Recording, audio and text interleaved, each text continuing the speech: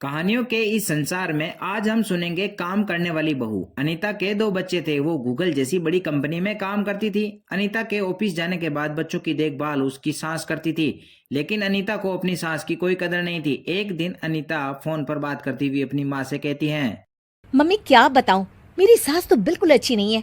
वो समझती नहीं है कि मुझे कितना काम करना पड़ता है। एक तो ऑफिस तक का लंबा सफर और फिर 9 घंटे लगातार काम। बैठे बैठे तो मेरी पीठ अकड़ जाती है।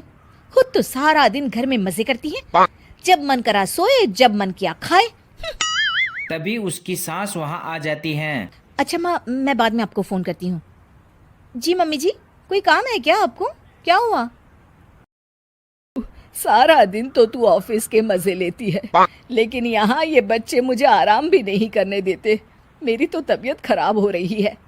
तो आपको लगता है कि मैं दफ्तर में मौज करती हूँ? आपको क्या समझाऊं, छोड़िए। माँ, काम करना भी जरूरी है। मजबूरी नहीं होती तो मैं खुद ही अपने बच्चों को देख लेती।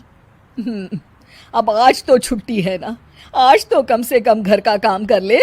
अनीता काम शुरू करती हैं, लेकिन काम व बच्चों को एक साथ संभालना उसके लिए मुश्किल हो जाता है। वो जाकर बच्चों को अपनी सासू माँ को देती हैं और कहती हैं, मम्मी जी जरा बच्चा तो पकड़ लीजिए, मैं घर का काम कैसे करूं? जैसे मैं करती हूँ रोज बच्चे के साथ। तुझे बताऊं तो तू सोचती है कि कोई बड़ा काम तो है नहीं, बच्चा तो सोता रहता है। अब देख लिया।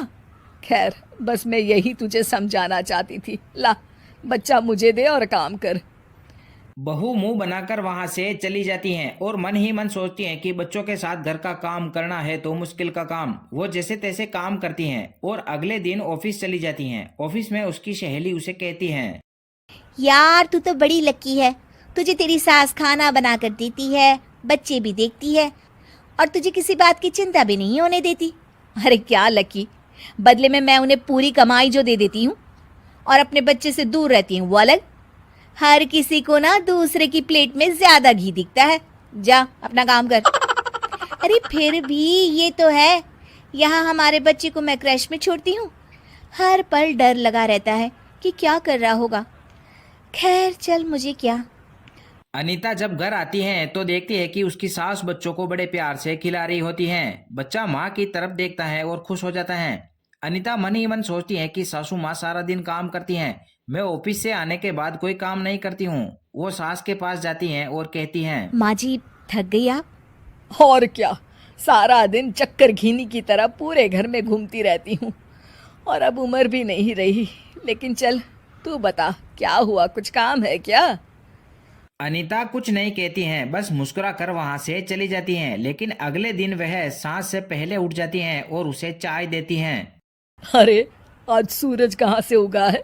तू पहले उठ गई, चल अच्छा किया। मरने से पहले तेरे हाथ की चाय तो पी ली। चलो अब चलकर किचन में लगूं।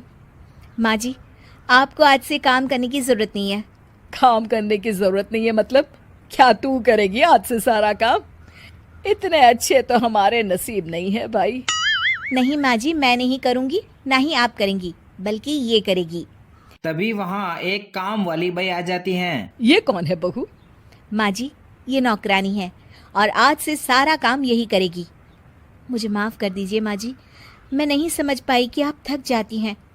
आज से आप सिर्फ आराम करिए और मुन्ने के साथ खेलिए। और दोनों सास बहू बच्चों के साथ खेलने लग जाते हैं। कहानी पसंद आई हो तो वीडियो को कर दे लाइक और चैनल को सब्सक्राइब कर लें। मिलते हैं अगली कहानी में, तब तक के लिए धन्यवाद।